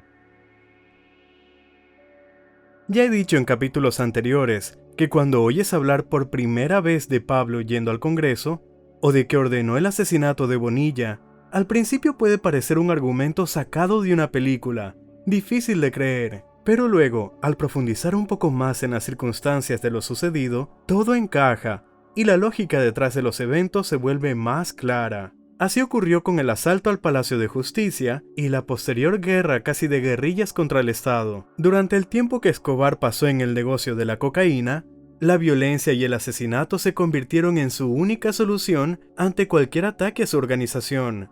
Para mantener en funcionamiento una organización que generaba tan enormes beneficios y que operaba al margen de las leyes aceptadas, no había otra alternativa. Además, el recuerdo de la guerra de la violencia, que había terminado no hacía mucho, seguía grabado en la mente de la población, y la existencia de más de un grupo de guerrilleros llevando a cabo operaciones militares no podía ignorarse. La violencia estaba en todas partes en aquellos días, rodeaba a Pablo en sus negocios, había recorrido toda Colombia no hacía tiempo en forma de guerra civil, y finalmente seguía rondando. Los grupos guerrilleros de toda Colombia estaban enzarzados en hostilidades abiertas, por lo tanto el asalto al Palacio de Justicia y el posterior enfrentamiento abierto de Escobar con el gobierno no surgieron de la nada. No era como si todo estuviera tranquilo y en paz, y de repente Pablo atacara el principal órgano judicial del país. Ya habían existido conflictos con las autoridades antes, durante y después de él. La diferencia era que él tenía más dinero que cualquier grupo guerrillero en Colombia, lo que significaba que el golpe que podía dar era de una magnitud mucho mayor. Sin embargo, los impactos de los golpes que Escobar había dado a las autoridades, y en particular el más fuerte de ese momento, que fue la toma del Palacio de Justicia, repercutieron en su organización. Los miembros del cártel de Medellín que se habían negado a participar en la lucha contra la extradición empezaron a abandonar el negocio de la cocaína tras el caso del Palacio de Justicia, por considerar que se estaba volviendo demasiado peligroso. Y no todo iba sobre ruedas en la cúpula del cártel. Leder, por aquel entonces, estaba prácticamente arruinado y era el primero en la lista de los traficantes que iban a ser extraditados. Gacha había perdido más de la mitad de su capital en la redada policial de Tranquinlandia. Jorge Ochoa estaba en una prisión española esperando a ser enviado a Colombia o Estados Unidos. Era evidente que el cártel de Medellín empezaba a desmoronarse. Escobar también tenía dificultades en los negocios, pero de todos los líderes del cártel, era el más fuerte. Sí, sus envíos a través de Panamá, Jamaica y las Bahamas eran cada vez más interceptados por la DEA, pero encontró nuevas rutas y empezó a enviar cocaína a través de México. Podría decirse que su guerra con el gobierno, aunque desafiante, tuvo poco efecto en la forma de hacer las cosas. Lo único que cambió fue el estilo de vida diario de Pablo. Ya no existía la lujosa finca Nápoles, ni era posible moverse por la calle o acudir a lugares públicos sin miedo. Aunque los habitantes de Medellín seguían estando de su parte y no pensaban delatarlo a la policía, para salir debía tomar muchas precauciones. Durante el día, como ya he dicho, viajaba en el maletero de un coche, y si Pablo quería visitar un restaurante o una discoteca por la noche, primero enviaba a hombres del cártel, usualmente mujeres, para inspeccionar el lugar. Tenían que quedarse allí un rato, asegurarse de que no había policías en el lugar, y solo entonces el conductor llevaba a Pablo. Cuando Escobar aparecía en el club, se informaba inmediatamente a los propietarios, que a su vez advertían a los guardias de que cualquier persona sospechosa que intentara entrar en el establecimiento debía ser comunicada inmediatamente a los guardias de Pablo. Gracias a estas y otras precauciones, y a la lealtad de los habitantes de Medellín, Escobar era como un fantasma cuya presencia la policía sentía, pero no podía ver ni atrapar. Después de la toma del Palacio de Justicia, en la que se destruyeron pruebas contra Escobar, este siguió aumentando la presión sobre las autoridades, porque aún no se había logrado el objetivo principal. La extradición seguía siendo una amenaza. Sí, hubo un breve periodo en el que se suspendió la extradición. Se sabía que se debía a retrasos burocráticos, y que solo era cuestión de tiempo que volviera la extradición. Y el mero hecho de que se cancelara la extradición no significaba nada. Pablo necesitaba un tratado de paz bajo sus términos. Así que los sicarios de Escobar empezaron literalmente a amenazar a todo aquel que tuviera el valor de hablar en contra del cártel o a favor de la extradición. Si las amenazas no funcionaban, mataba a la gente. Políticos, jueces, policías, periodistas, todos estaban en la mira. He aquí lo que dijo uno de los jueces que dimitió tras numerosas amenazas. Hace un año todo abogado soñaba con ser juez, pero ahora todo el mundo se esconde, incluso cuando se les ofrece una plaza. Para que se hagan una idea de la magnitud de todo este terror, solo en Medellín hubo en 1986 3.500 asesinatos, el 80% de ellos con armas de fuego. Es decir, aproximadamente un asesinato cada 2 horas. La mayoría de los asesinatos fueron cometidos por agentes de policía, mientras que los jueces y los políticos fueron asesinados por sus decisiones o declaraciones, y los periodistas por sus reportajes. Los policías, si se me permite la expresión, fueron asesinados al por mayor. Y todo empezó cuando el presidente Betancourt otorgó a la policía amplios poderes para registrar locales y detener a personas supuestamente vinculadas al cártel, y luego el presidente Barco, que le sucedió, ofreció una recompensa de $10 millones por la cabeza de Pablo, lo que llevó a las fuerzas del orden a actuar sin escrúpulos para sacar provecho. Irrumpieron en los domicilios de las personas supuestamente vinculadas al cártel, utilizando el registro como pretexto para golpear al propietario y robar bienes de la casa. Incluso se decía que un retrato de Pablo colgado en la pared podía ser motivo de registro o detención. Y si la conexión con el cártel era evidente, se secuestraba y torturaba a la persona para averiguar dónde estaba Escobar. Al principio no hubo ninguna respuesta particular a estas acciones por parte de Pablo. Los sicarios ocasionalmente mataban a policías en enfrentamientos, pero no más. El punto de inflexión llegó con la tortura y posterior asesinato del primo de Pablo, Hernando Gaviria, y de su hombre de confianza, Diego Mapas. Tras el incidente, Escobar anunció que pagaría a quien matara a un policía con una recompensa mínima de $1.500.000, dependiendo del rango y la posición. Matar policías se convirtió en un auténtico negocio sangriento para los pobres de Medellín, y los cadáveres de policías empezaron a aparecer en las calles casi todos los días. El problema era que los policías decentes, que no tenían nada que ver con la anarquía, también eran asesinados. A lo largo de 1986, a pesar de los constantes asesinatos y del terror creado, Pablo Escobar pasó la mayor parte del tiempo en Medellín y sus alrededores. Su bien establecido sistema guerrillero y la lealtad de la población le permitieron ir siempre un paso por delante de la policía. Pero cada mes que pasaba, la situación se volvía más tensa y la paciencia de las autoridades se agotaba. El punto de inflexión fue el asesinato de Guillermo Cano Isás, redactor jefe del diario El Espectador, que había sido el primero en publicar la primera detención de Escobar, y desde entonces había seguido denunciando a los narcotraficantes. Para entonces la sociedad estaba en vilo, y el asesinato de Cano Isasa causó tanta indignación como la muerte de Lara Bonilla, y el presidente Barco, como poco antes el presidente Betancourt, dictó una serie de decretos declarando el estado de sitio en el país. La policía volvía a tener poderes ilimitados, lo que significaba que incluso con todas las precauciones, era imposible permanecer en Medellín. Pablo Escobar se despidió de su familia y se dio a la fuga, donde permanecería hasta su entrega a las autoridades en 1991. Lo único constante en la huida de Escobar fue el cambio de lugares. Nunca permanecía mucho tiempo en la misma casa o escondite. Todo lo demás cambiaba constantemente. Vivía en una de sus lujosas villas repartidas por toda Colombia o vivía en una pequeña casa refugiado de la gente. Comía como un rey y dormía sobre sábanas de seda. O huía por la selva bajo la lluvia de un ejército que le perseguía. No detallaré todos los sucesos que le ocurrieron a Escobar entonces, sino que sugiero escuchar los relatos de su hermano Roberto Gaviria, que estuvo al lado de Pablo durante ese periodo. Son los que mejor ilustran cómo vivía Escobar antes de la catedral. La mayor parte del tiempo vivíamos en fincas propiedad de Pablo, menos a menudo en lo profundo de la selva. Solo nuestros amigos más cercanos sabían dónde estábamos. Cuando Pablo necesitaba ver a alguien, un abogado, un político o un amigo, le llevaban a esa persona con los ojos vendados. Ni siquiera nuestra madre sabía dónde estábamos. La seguridad siempre era lo primero. Pablo siempre compraba fincas en carreteras a muchos kilómetros de nuestra casa y colocaba allí a sus hombres. Si era necesario, construía casas para ellos allí.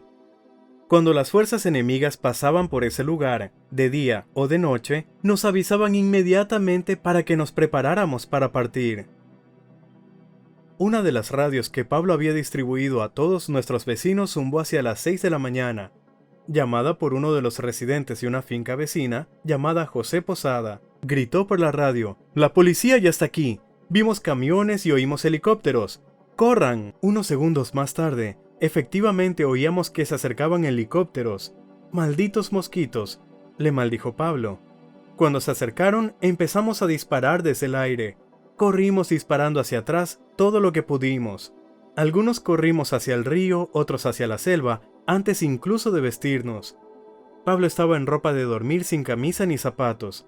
Por suerte, Pablo había plantado algunos árboles puntiagudos y arbustos que hacían imposible el aterrizaje de los helicópteros. Pero seguían disparándonos desde el aire.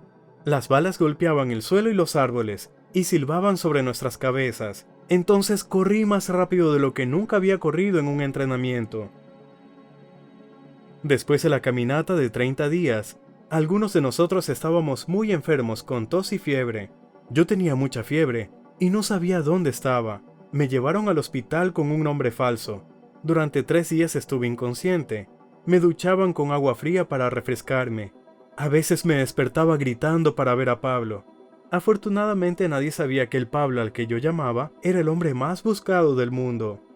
Pablo también estaba enfermo, pero se quedó en la granja. Por seguridad, contrató una banda de Medellín para que vigilara a los hombres mientras se recuperaban. Nos sentíamos desconectados del resto del mundo e impotentes para cambiar nuestra situación. Nos enterábamos de las noticias por la televisión o durante las llamadas telefónicas con nuestras familias. Nuestros parientes nos leían periódicos que a veces informaban de dónde creía el gobierno que estábamos o dónde nos buscaban. Cada día, cada minuto, nuestras vidas estaban en juego. Cada vez que oíamos acercarse un avión, nos deteníamos y esperábamos. Vivíamos nuestras vidas, listos para partir inmediatamente. Una noche que no olvidaré en toda mi vida fue el 1 de diciembre de 1990, el cumpleaños de Pablo. Vivíamos en una bonita casa y nos acompañaban Otto y el gordo como guardaespaldas. Era agradable establecerse después de todo lo que habíamos pasado. Hubo unos días en los que fuimos libres y felices. En el desayuno todos le decían feliz cumpleaños a Pablo. Ese día estaba contento. Confiaba en que el gobierno pronto estaría dispuesto a llegar a un acuerdo. En el desayuno dijo: esta noche daré una fiesta e invitaré a una orquesta. Quiero música en directo. Naturalmente pensé que bromeaba. Traer a músicos a casa sería imposible. En cuanto salieran, lo primero que harían sería llamar a la policía para cobrar la recompensa. A la policía, por otra parte, no le interesaba meternos en la cárcel. Nos querían muertos. Con todos mis respetos, Pablo, pregunté, ¿cómo vas a meter a este grupo? Pablo sonrió. No te preocupes, confía en mí, todo irá bien. Por la noche, mientras estaba en mi habitación, oí que todos reían y se divertían. Inmediatamente bajé con mi maleta y vi a 6 blinders tocando la guitarra. Estaban todos ciegos, no sabían para quién estaban tocando. No sabía si reírme o entristecerme o enfadarme, pero era Pablo. Todo el mundo estaba extasiado, y nadie pensaba que Pablo fuera capaz de algo así. Fue tan conmovedor. Para cenar pidió todo tipo de mariscos, langosta y pulpo, y 4 botellas de vino de Oporto portugués. Invitó a los músicos a unirse a nosotros, y estaba muy contento de compartir su cumpleaños con esta banda. La vida de Escobar, como se habrán dado cuenta, no era de azúcar. Estaba constantemente al borde de la muerte, y los momentos alegres eran solo una gota en el océano. Los días de semana eran una tensión constante.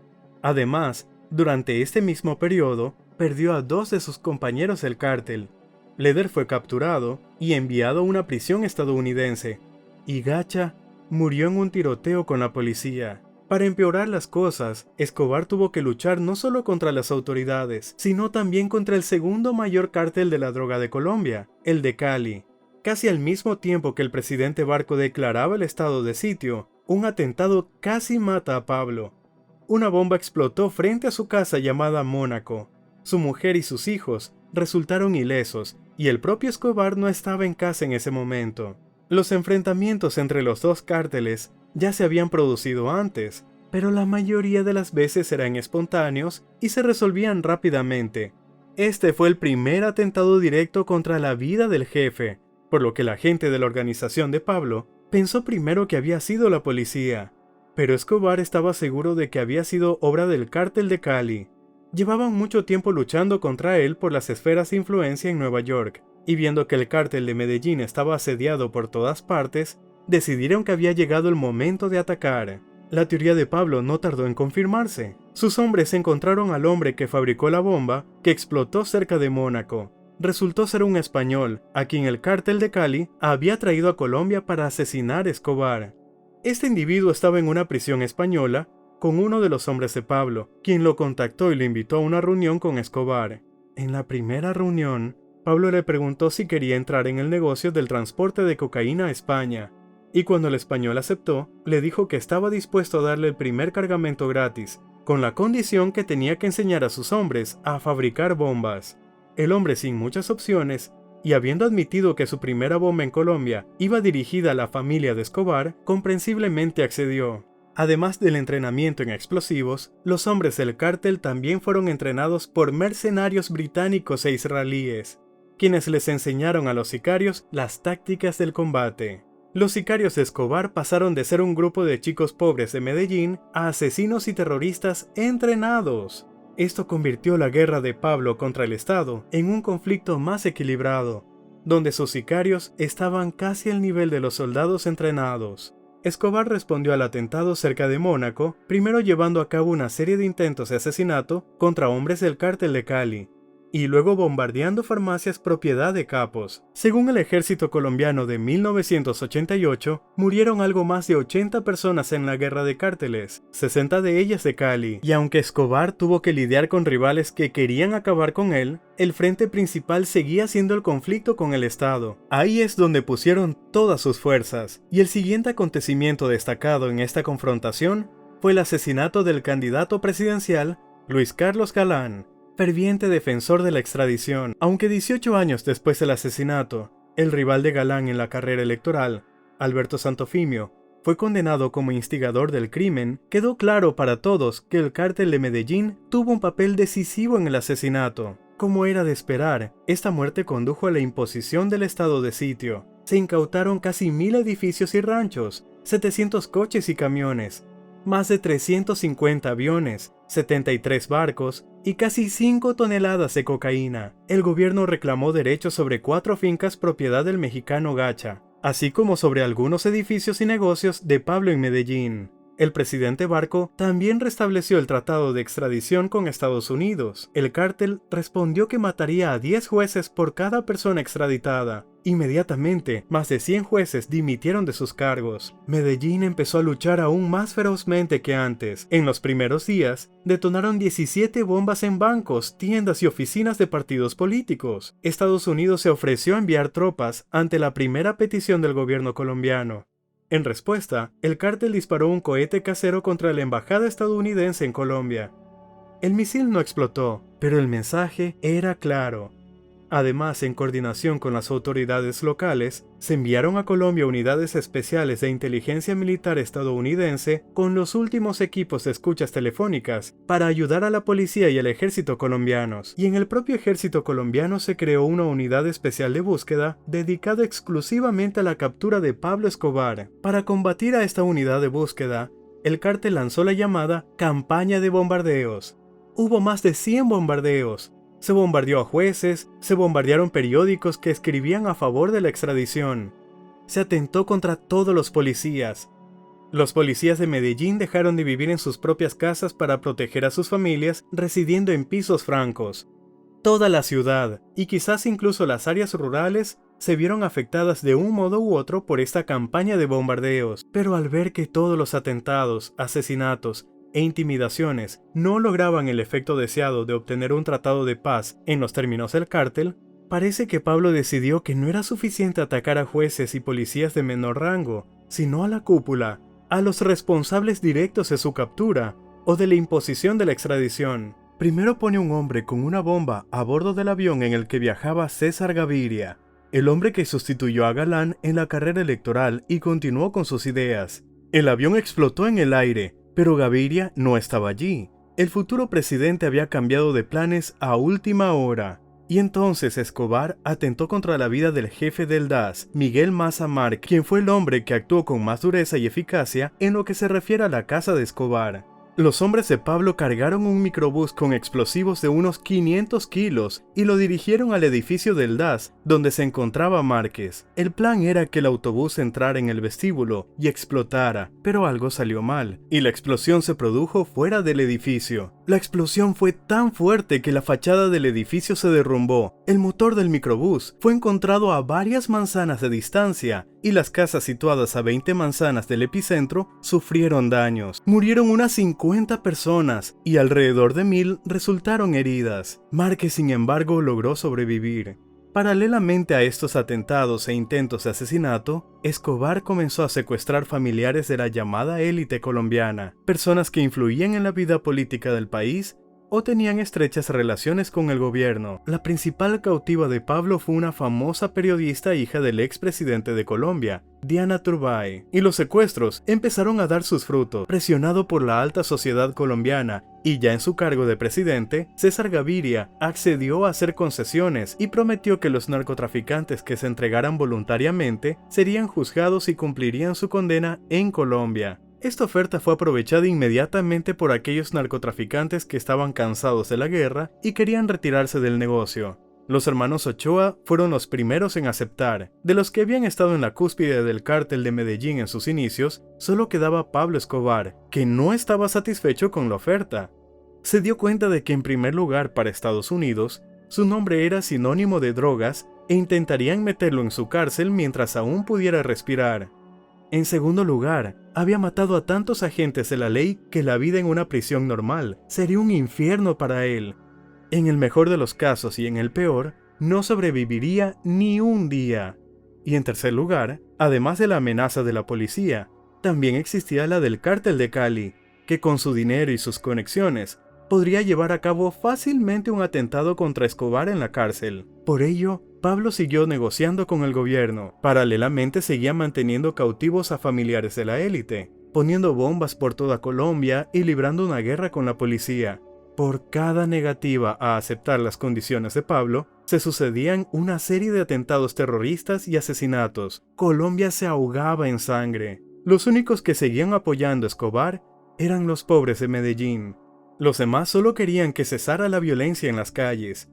Una ola de resentimiento surgió de las bases y golpeó con toda su fuerza al presidente César Gaviria cuando Dana Turbay fue asesinada por la policía en un tiroteo durante un asalto a una casa de rehenes. La élite empezó a presionar a Gaviria con renovado vigor y finalmente se vio obligado a aceptar las condiciones de Escobar. Según el acuerdo con el gobierno, las autoridades estaban obligadas por ley a anular la extradición.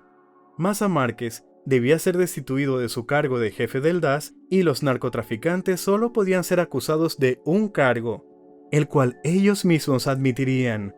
Pablo conservaría el derecho a todos sus bienes adquiridos anteriormente y, lo más importante, cumpliría su condena en la cárcel que él mismo había construido. Lo único que ensombreció esta indudable victoria fue el asesinato de la mano derecha y mejor amigo de Pablo, Gustavo Gaviria, a manos de una unidad de búsqueda. Por lo demás, la vida parecía asentarse y todo parecía ir según lo previsto.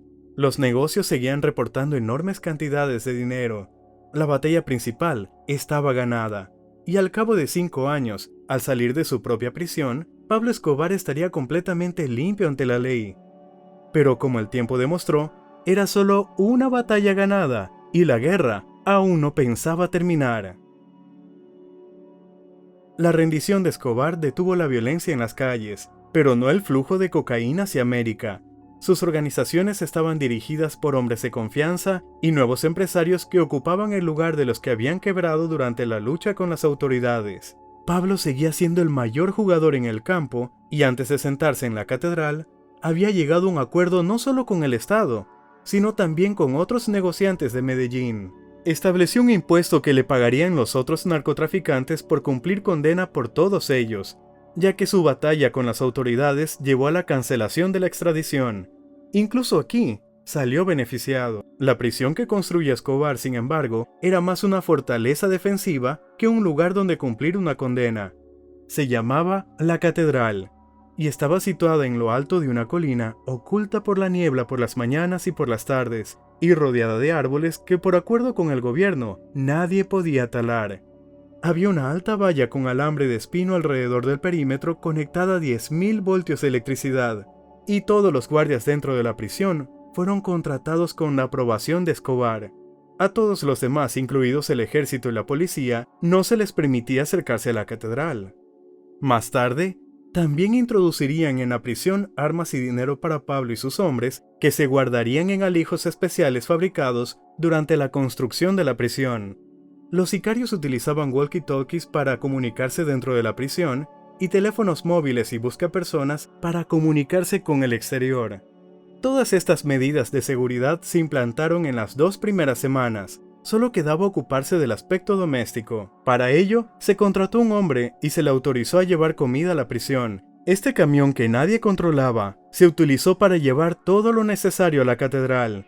Llevaron jacuzzis y bañeras de hidromasaje, equipos de sonido y televisores, ordenadores y materiales de construcción con los que mejoraron las habitaciones e incluso construyeron un bar. Se contrataron cocineros que entraron de la misma manera y prepararon comidas para los hombres de Escobar y para el propio Pablo.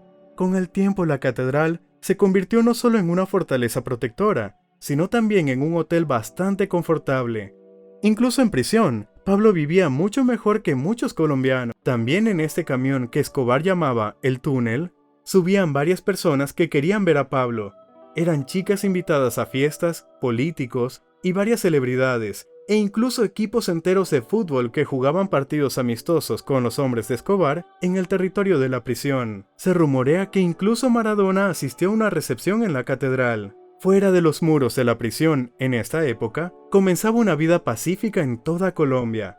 Sí, los grupos guerrilleros realizaban de vez en cuando algún tipo de asalto, pero esto era incomparable con los constantes bombardeos y asesinatos llevados a cabo por el sicario Escobar.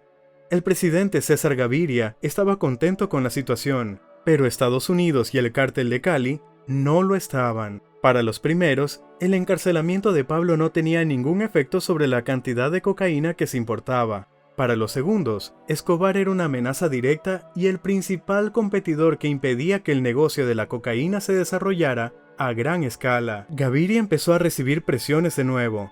Los Cali, a través de sus fuentes, proporcionaron al ministro de Defensa información sobre cómo vivía exactamente Pablo en su prisión. El ministro se lo transmitió al presidente, pero Gaviria decidió que estaba dispuesto a pagar ese precio por la paz en las calles, e ignoró el mensaje. Además, esta información no era de dominio público, lo que no puede decirse de la otra. La organización de Escobar estaba dirigida por 2 varones llamados Moncado y Galeano. Llevaban trabajando desde los albores del cártel de Medellín, y mientras Pablo estaba en la cárcel, ellos dirigían su negocio. Y dio la casualidad de que en sus terrenos se encontró un alijo de dinero equivalente a la cantidad de cocaína que debía haberse incautado en el último envío. Para llegar al fondo del asunto, Escobar los llevó a la catedral. Tras una larga conversación, Pablo no creyó sus excusas. Moncado y Galeano fueron asesinados en el mismo recinto de la prisión. Esta vez la información de lo ocurrido no llegó al ministro de Defensa ni al presidente, sino que se filtró directamente a los periódicos. Algunos dicen que la filtró el cártel de Cali, otros que la DEA estadounidense. Eso no es realmente importante. Lo importante es el hecho de que el acto de Escobar fue un escupitajo en la cara del presidente. Y Gaviria movilizó al ejército para trasladar a Pablo y a todos sus hombres a otra prisión con el pretexto de investigar el caso de los asesinatos de Moncada y Galeano. Cuando los soldados rodearon la catedral y el presidente Gaviria se negó a discutir la decisión y rechazó cualquier posibilidad de negociación, Escobar se dio cuenta de que le quedaban 2 opciones: huir o entregarse, donde lo más probable es que la segunda le llevara a la muerte o a la extradición.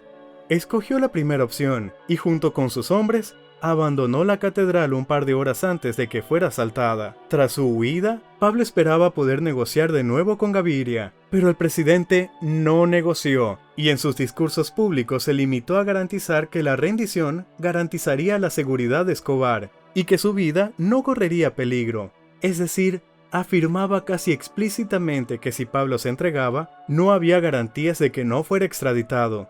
Fuera del público, sin embargo, la agenda del presidente estaba muy clara. Cuando se encontrara Escobar, su muerte en un tiroteo con las autoridades se consideraría un resultado satisfactorio.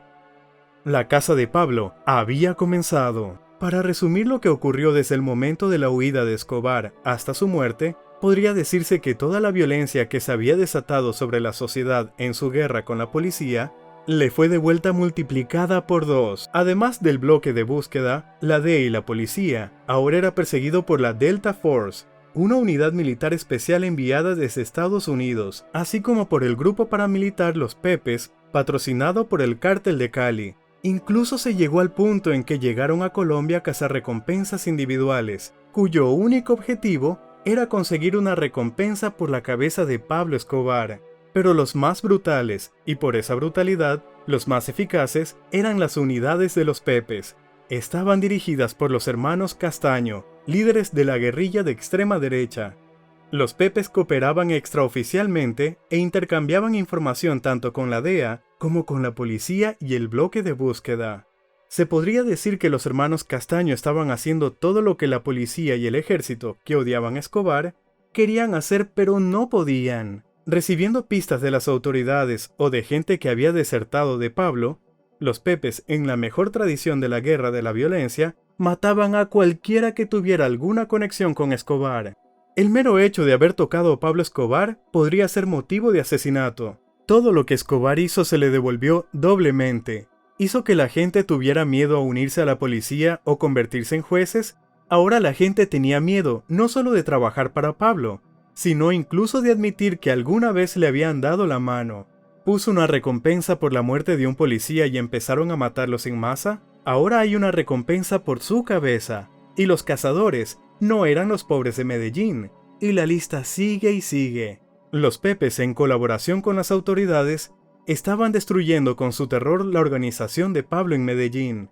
Al mismo tiempo, el Cártel de Cali ganaba mercados en Estados Unidos. Pablo estaba acorralado. Le atacaban simultáneamente tantos enemigos que no podía calcularlo todo. Y como resultado de varios errores garrafales, se encontró en una situación de tablas. Su ejército se convirtió en unos cuantos sicarios de confianza. Su negocio multimillonario se redujo a un par de docenas de escondites. Y sus fincas de lujo se convirtieron en modestos pisos de Medellín que había que cambiar constantemente. Sin embargo, Escobar también vio una salida a esta situación. Aún contaba con el apoyo de la gran mayoría de los pobres de Medellín y quería aprovecharlo. Pablo trabajó para crear un grupo guerrillero llamado Antioquía Rebelde. Quería esconderse en la selva, reclutar nuevos hombres y golpear a sus enemigos con renovado vigor. Lo único que lo retenía en Medellín era su familia. Su madre, su mujer y sus hijos no podían salir del país. Así que Escobar se quedó en la ciudad para negociar un refugio seguro donde los Pepes no los encontraran. Pablo llamaba constantemente a las autoridades para persuadirlas de que dejaran salir a su familia del país. Llamaba a los periódicos y a la radio para que cubrieran este desprecio por los derechos civiles. Intentó amenazar, persuadir e incluso ofreció el último dinero que le quedaba como soborno. Nada de esto funcionó. Y Escobar decidió que tenía que internarse en la selva, pues era la única opción. Necesitaba reunir fuerzas y recuperar a su familia de las garras de sus enemigos. Por desgracia para Pablo y sus seres queridos, esta decisión se tomó demasiado tarde. El día que tenía previsto salir de Medellín, Escobar respondió por teléfono a través de su hijo a las preguntas de una revista alemana sobre la situación de su familia. Esperaba que con ello pudiera apelar al gobierno alemán y se permitiera la entrada de su mujer y sus hijos en Alemania, por lo que la conversación fue bastante larga. Hubo que responder a 40 preguntas. Fue esta conversación telefónica la que ayudó a la unidad de búsqueda a localizar a Escobar. Sin embargo, existen varias versiones de lo que ocurrió después. No está claro si Pablo Escobar fue asesinado por los Pepes, la unidad de búsqueda, o si él mismo se quitó la vida. Lo cierto es que el 2 de diciembre de 1993, la vida de Pablo Escobar terminó en el tejado de una casa cualquiera en Medellín. El criminal más controvertido que se conoce hasta la actualidad, que se ganó el amor incondicional de algunos compatriotas y el odio genuino del resto de Colombia. A su funeral asistieron más de 10.000 habitantes de Medellín.